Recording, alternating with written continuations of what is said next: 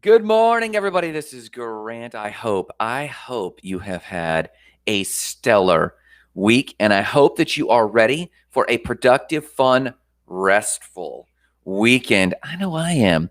I hope that you are having a phenomenal Friday as well, and I am super pumped for what we're covering today. We're going to cover how your mission puts you in a massively unique position if you can lead it. And we're going to talk just briefly about some thoughts I'm having about leadership and leading your team in autonomy. And in today's remote working world, we need to be asking ourselves how we can lead our teams in autonomy, how we can help our team feel encouraged, excited to tackle whatever the mission is requiring. Whether you're a for-profit or cause-driven business or whatever you're working on, we got to make sure that we are empowered and leveling up in our ability to lead our teams through the mission with their own sense of autonomy. So we're going to cover some of those initial points today. And then we're going to talk about other news, crazy butt news about space Plas-nados, not a Sharknado, a Plas-nado, and then what's going on with NASA, and when does NASA decide to hike its prices? Who knows? We're going to talk about that a little bit today. And last but not least, or first, and most important, is our cup of gratitude. Are you grateful for things this morning? What are you grateful for this morning? What are you grateful for? I know that I am massively, well, let's just drill this down to less esoteric, less heady. Let's just talk practice. I love tea. I'm so grateful for tea this morning and how it makes me feel. I love it. Sometimes I get the jitters when I get too much coffee. I can get too much coffee, believe it or not. And sometimes I just like switching up with tea. I'm grateful for tea, but I'm also grateful for this one thing my wife does. Every day, I leave my towel in the shower. And every day after I get done with the show, my towel has magically moved to its towel hook where it goes. I'm massively grateful that my wife just does that every stinking day. Brock says, whether it works in space too. No joke. And I saw a thumbnail, which we're going to share with everyone, but that's not what it looks like. There's actual space weather. It just looks different and does different things. Let's talk about that in a second. Actually, let's talk about that now because we're in other news. So the first ever space hurricane, Plas-nado, I'm calling it Plas-nado. Brock says, I'm grateful for freaking coffee and the Spark Show. Yeah, that's what I'm talking about, my man. He's throwing me some free love this morning on a Friday morning. I love it. I'm grateful for you too, Brock, man. I just know Brock's out there grinding away, and somehow that gives me a grounding and a peace that all is right with the world, at least in certain corners of the world.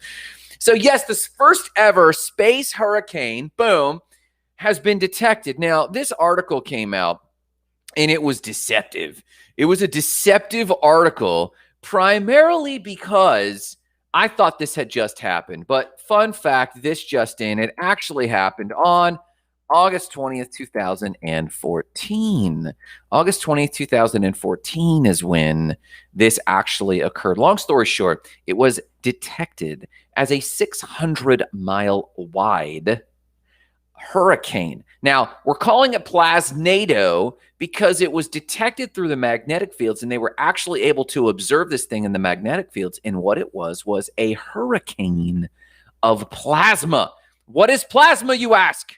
Plasma is ionized gas. Yes, I did have to look that up. Chill. I did have to look that up because I always thought plasma is like this other state, like solid liquid gas in a plasma state. And that's true, but it's not like gas and fire ignite, and it's kind of like that, but it's ionized gas. So the magnetic field and solar winds and solar radiation actually started swirling, and it actually followed the pattern of what we know as a hurricane. It had a calm eye and a rapid torrential arms, if you will, of that plasma hurricane, and it was happening in Earth's upper atmosphere. It lasted for approximately 8 hours. And yes, it was, well, they think it's like the Northern Lights, but they said, Brock says it's like the Northern Lights. But from what I was reading, Brock, and correct me if I'm wrong, they said it's invisible to the naked eye. In fact, the thumbnail that you see that I saw, that thumbnail actually was an artist rendering. Here's the link. Just not as pretty. Yes, absolutely. He says it's just not as pretty. Yes. And the thumbnail that comes out, if you see this thumbnail, that's an artist rendering of what that could have looked like. But still, I'm willing to bet the Northern Lights, to Brock's point, I'm willing to bet the Northern Lights were still on fire that day. They say that the only way it could really affect humans is this, that it increases drags, like solar drag on satellites, or disrupts GPS and solar and radio communications. So don't worry, you don't have to run for the bunkers just yet. But yes, that is what happened. It actually happened in 2014. And no, we likely can't see it, but it does happen. And though we look at the void of space, as we talk more and more about humans visiting Mars, you're going to hear more and more about space weather phenomena. And it will be in completely new categories of meteorology. So that's our first piece of other news. Now, when and how does NASA decide to hike its prices? Let's talk about it. So yes, it was just announced that overnight, in a shocking move, NASA jacked up its prices for commercial International Space Station users. So my thought here is that the more commercial that we have, the more competitors we have in the commercial space world, the more that NASA can redefine what it wants to focus on as a business. And as a business, NASA has been challenged in several ways. For example, it would submit a $175 million budget to the government, and the budget can come back and go, nope, you got $17 million, make it work. And NASA goes, what the crap am I going to do now? And this happens in our own businesses. We could show up and say, this year, I'm planning on operating on a budget of $250,000. And COVID hits. And COVID's like, hey, let me push back here a little bit, my super friends. You've only got $150,000 to work with. Make it work. And suddenly you have to have the entrepreneur in you ask some serious questions. And I believe this is what has been going on with NASA. They just jacked, sounds like a space tax to me. Well, you could consider it a space tax, but when the price competitors, for example, if I want to get rid of certain clients, and this is replying to Brock's thought here, one tactic that I am considering NASA might be using is one that we have used at times. If we are trying to get rid or filter out future clients we don't want, when I get that phone call, I double my price. That way, if they say yes to my price, I make a higher end budget, and they're paying me for the discomfort of not wanting that less than ideal client. But if an ideal client comes along, I'll lower the price. When NASA now realizes that they need to be pushing their clients who have been what NASA has been kind of considering mixed use. I'll give you an example. Estee Lauder Cosmetics sent a package of cosmetics to fly to space. And it was for marketing only, so they could do a video shoot in zero gravity. So what do they charge? Well, NASA has been deliberating that they've had to charge the same rate across the board. That's right. There are literally advertising purposes. It's one thing to do research on private flights. It's one thing to do commercial or manufacturing research on private flights. It's another thing to do a flight whose sole purpose is advertising and marketing. And this came from the article about Estee Lauder doing cosmetics. So in these cases, NASA is trying to, I believe, not just space tax, but also filter out really chintzy uses. In fact, pushing these sorts of clients to the commercial space so that they have basically to pay a real price of entry to get their stuff to space. What I mean is this. Here's some of the price hikes. Number one, upmass is a term I just learned today from NASA. And upmass is when you send your load to space. And that has gone from $3,000 a kilogram to $20,000 a kilogram. Down mass has shifted, and down mass, believe it or not, is harder because of what it takes to actually land that vehicle. A down mass has gone from $6,000 a kilogram to $40,000 a kilogram. Now, if Estee Lauder wants to send its cosmetics up there, yes, it could probably pay an astronaut per hour about $17,500 to do a video shoot or a photo shoot. That has changed because our astronauts are highly professional pilots, highly professional scientists, and if we're having them do marketing shoots instead of $17,000 per hour, it's now $130,000. Yes, Brock, I believe it is per kilogram. I might have misspoke. I apologize. I do believe it is per kilogram. So if this doesn't cook your gourd, this is a tenfold. This is nearly a tenfold price hike. Can you imagine going outside today, just overnight, not announcing to your new clients that, hey, your next invoice is going to be 10 times what it is? And that would cause some disruption. You would definitely lose less than ideal clients. Obviously, major customers of NASA's have said, quote, this is a massive shock and we have been priced out of budget. But NASA, though NASA has not commented on the blowback, this was actually in the article. It said, let's pull that up, boom. It said NASA has been prohibited from using funding to subsidize the cost of any project that is primarily intended for marketing, advertising, or entertainment dollars. I agree with this. What this means is that the government is saying we cannot use tax dollars to subsidize the Estee Lauder commercial marketing, advertising, or entertainment enterprises. We're not going to use NASA's budget for this. NASA's meant for science and exploration. So if you want to pay what they call full price, if you want to pay full price, of course, we're going to do that to offset the cost of science and research, but we're not going to subsidize this with tax dollars.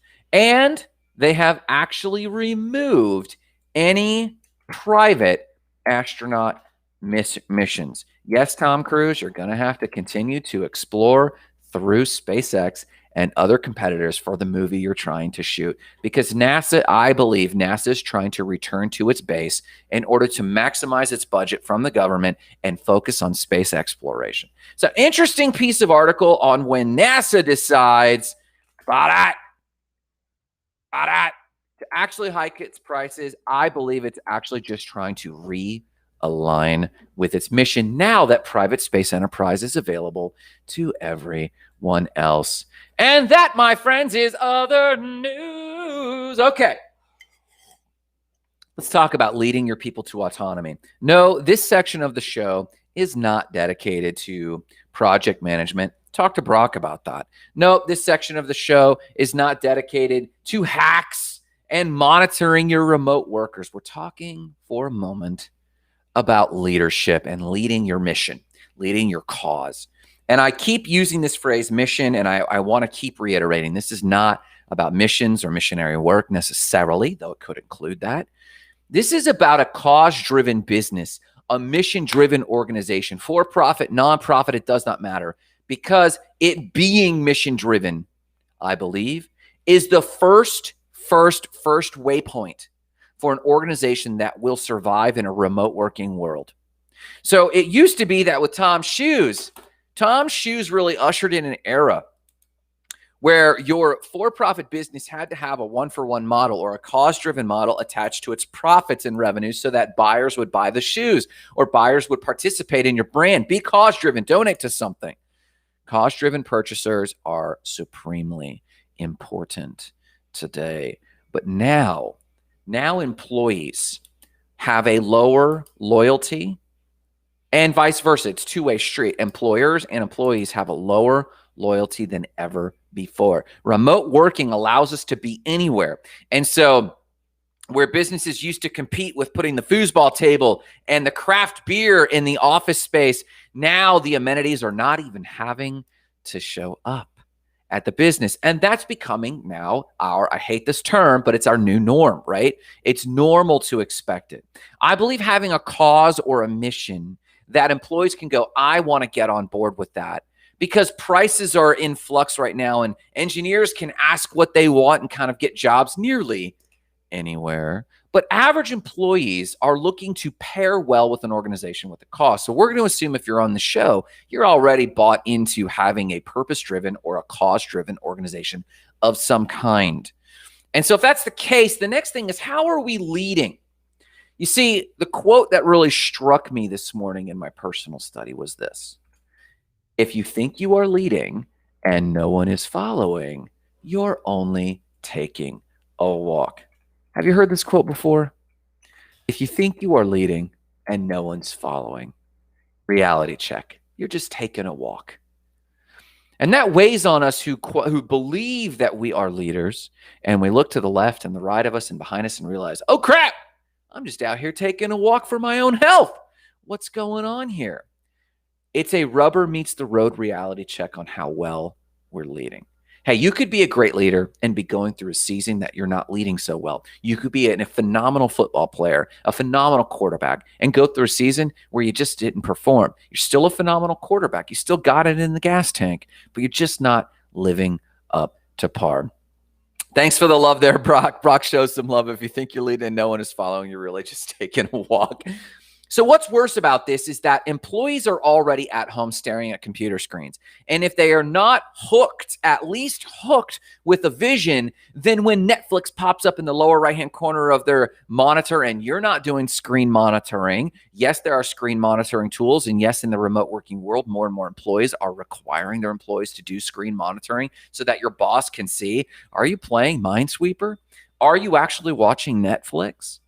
Well, what if you're listening to podcasts? Are you giving us your highest and best? And this is becoming a very difficult productivity environment for employers. But that's a problem that we as leaders need to solve. Our employees are looking to us to lead them. So it starts with mission and vision. That's for another show. Today, we're talking about how we can begin to create a construct, a framework for our employees to actually gamify their role and be incentivized, at least emotionally incentivized, to move things forward, to move projects forward, because employees are already facing monotony and lack of direction. We're in a powerful position. We as employers are in a powerful position to lead our teams to career advancement, professional development, and fulfillment. Brock jumps in and says, which is ridiculous. Brock, because there's a little bit of delay of the show versus comments, I'm very curious. Which do you think is ridiculous? The fact that employees are doing screen monitoring, the fact that employees need it? I'd love to hear kind of what nuance you're paying attention to there, because it really, I'm just curious. Thank you. So what I want to touch on this is we need to add some elements to our leadership of things, and we need to modify how we're handling projects a little bit. And I just generalize gamification. No, we're not going to zero in on game theory. No, we're not going to zoom in on gamification and badging. We're not talking about that. But there are certain parallels to gamification or games that we can add to our projects or ensure that when we hand a directive to our remote teams, that they actually, to our mission teams, and they could be, I say remote, but like I see my team like 3 days a week, but we are still remote for a large chunk of the day. I think we're remote 3, 6, 9. I think we're remote 16 plus 9. Almost half the work week, our team works remotely. And I still want to make sure that we're pushing the limit on productivity, that we're still highly productive. So autonomy is the trigger word that we're starting to use. And I don't just mean remote. Remote and autonomy are not synonymous. Remote simply means someone is working remotely. Brittany says, games put us in action. And yes, I would actually love to focus a whole show on how to gamify remote work, not just work, but remote work. How does badging work in a remote world? How does parameters? So let's touch on the 5 quick items that I'm starting to outline, again, for myself, again, for future books and material, but just for my journaling and my studies this morning. Let me add a few quick items here on how you can give your teams and imbue your teams with not just remote work, but autonomy. Autonomy meaning they are self-driving. Remote means they're just working somewhere else and they're waiting. We've had a virtual assistant who we unfortunately this week just decided to cut because we were not leading them in autonomy and we didn't have the bandwidth to get her autonomous. We're going to focus on getting our local team autonomous first, and then we're going to focus on helping her back into helping her get autonomous. But right now she was literally sitting going, you're paying me for so many hours a week. Oh, here's a task. And she was diligent to do the task, and then she would sit back. She wasn't autonomous. So there's one thing to go remote. It's another thing to go autonomous. So let's talk about some of the elements of remote autonomy that I want to talk about regarding our mission. Number one, we need to define what done means. So even though our mission might be ongoing, let's say I had a mission to Haiti, which I've had. And let's say, no, we're going to do this from now until the end of our days. In fact, I used to say I want to keep myself in fit so that I could do Haiti at 80. We just do this for the rest of our lives, man. Why? It's fulfilling. Why wouldn't you find a fulfilling thing and do that the rest of your life? But what does done look like? To some people, just doing infinite work in Haiti is actually drudgery. Even though it could be fulfilling while you're doing it, it just has no end. So the first thing I want to zero in on, define done. Outline what done looks like. And this is vision-driven. Paint the picture. This is word-driven. This is instead of just requiring often monotonous, repetitive processes, get the focus on defining what done means. Now, let's pause real quick. Brock answered my question. I asked Brock what was ridiculous, and Brock said this. Screen monitoring on device time tracking in general is ridiculous. Or trying to tie productivity to actions. We need to identify, impact, mission, and supporting the output. Exactly. Me and Brock are on exactly the same page here. With processes, yes. Systems and other tools and resources, absolutely. And then some of the other tools that I'll be speaking about. But this is what Brock was saying was ridiculous, that we're doing it through screen monitoring. This is command and control, to borrow a term from public education. We can't have command and control rooms. So review this comment from Brock down in the comments below, because I think it's an important one to keep in mind. And this is why we're covering autonomy. So number one, define done. So every directive needs to require on the leader to please define for me what is done. This should be done over shorter term. My Haiti at 80 example, I need some like month-long or 3-month-long milestones to carry us forward. I can't say, well, done is me dead in the ground and having served Haiti at 80 years. That's not a real moving autonomy driving framework. So we got to define done. Outline what done looks like. It usually has a time period attached to it. Paint a picture for the recipient of the directive.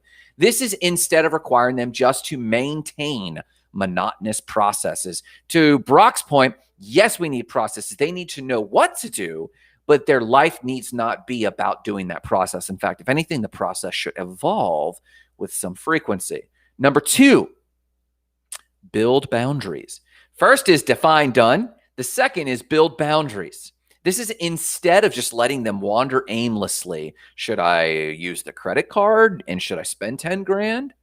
Do I have no resources? Should I do this in my off time? Should I only do this when I'm in the office or when I'm clocked in?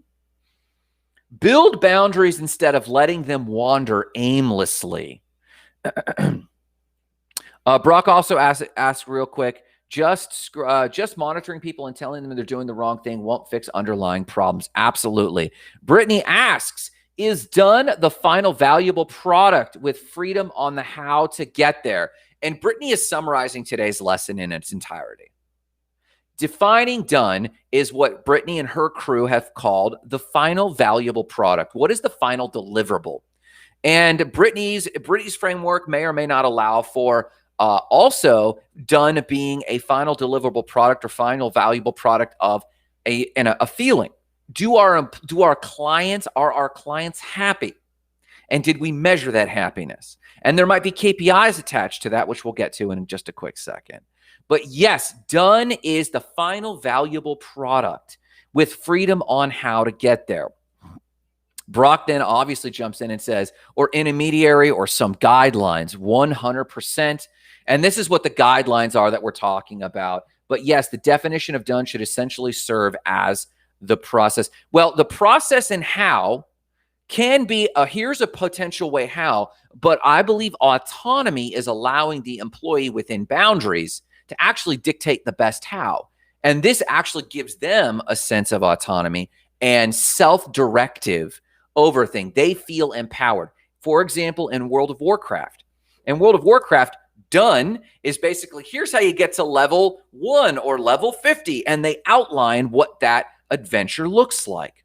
Then they say the boundaries. It's in this realm, or it requires this many outputs, or you can't use a mage. That is kind of what the boundary setting are. But how you get there, you can navigate this world within those boundaries. So define, done, build boundaries. And then here we go. This is more detailed. Set the success criteria. And then Brittany jumps in and says, yes, yes, yes. Real freedom only exists within barriers. Now, we know this from sports. Yes, you can score a field goal, but you can't if you're in the upper stands. You can as long as you're not out of bounds. Here are the bounds. And I think that people can garner a lot of energy when they know what is limited. In fact, if anything, I thrive in more optionality. Other people actually become constrained when there's too much optionality. When there's too many possible ways to cut it, people start to get too, like, they get bound up. They lack the creativity to operate in that environment. So number 1, define done. Number 2, build boundaries. Number 3, set the success criteria. Instead of lack of measurable metrics of success, this actually helps us define, okay, I painted a picture when I defined done. I painted a picture. I gave you boundaries. This is the realm. This is the go, no-go zones. Then I set the success criteria. These KPIs have to be met. These metrics have to be met. So if we define done and say, hey, our clients are happy, Grant, done. Great. It sounds like we're there and it feels like we're there. Now let's look at the success criteria. We got so many reviews back from the client. Check. We got so many just private testimonies. Check. We need to set that success criteria. So yes, these are the metrics that we're shooting for. We paint done so that we know what that looks and feels like and we can celebrate. Yeah, we at least crossed the finish line. So this is like when you run a marathon and say, that's the finish line. Huzzah! Yes, that's done. I am now done. But how did we do? When you set the success criteria, that's when you're starting to compare the leaderboard and go, here was my time. Oh, I could have shaved off 100th of a second. That's success criteria. Instead of no measurable success, you got to create a tangible way to measure that thing. Number 4, as a leader, you need to focus on the result. And this is what Brock was getting at. As the executor, as the employee or team member executing the mission, they need to focus on what their process is. You could give them a process, but give them freedom within that to say, hey, if this process needs to adjust, you're not bound by this. This is just how I've done it. But find your best way. Find the best way to do that within this definition of done, this boundary, these boundaries, this success criteria. I'm going to focus as the leader on the result. And this is the crux of leading autonomy. Leading autonomy has to focus on the resulting outcome. So instead of micromanaging the process, now, again, there's a difference between offering the process that we've done in the past versus micromanaging that process. In fact, creating a culture where iterating that process is really good. Process is important. It's really important that everyone be on the same page on what the process is delivering. Everyone should also be on the same page that when you do your 1% changes, everyone sees it. Great, this has changed and we've done our 1% changes every week. That's fantastic. The process can be fluid. It needs to be established. It needs to be clear, but then it can change so that a person actually walking it out, if they get confused or lost, they can return to the process. Or if they get stuck and come up with a workaround, that they can then work around that process. Right now, we have Starship 10, I think, has blown up. Starship 11, 10, 11, 12, something like that. That series has blown up several times. They have a process. They're just free for that process to fail, for them to reiterate a new process. As a leader, we need to focus on the outcome. At some point, I need a starship that's going up and landing itself. Come on now. How we get there, we have a lot of different iterations. We have a lot of different engineering to do. But that is where autonomy lies. The strength in our remote teams feeling like they can take initiative when they know what done looks like. Okay, I know what Grant's going to applaud me for. 10 hasn't. No, 10 landed yesterday. That's right. Brock shares. Nope. Starship 10 landed yesterday. Huzzah! Or didn't it blow up on the tarmac? Now we got to troubleshoot something else, right? On the landing pad.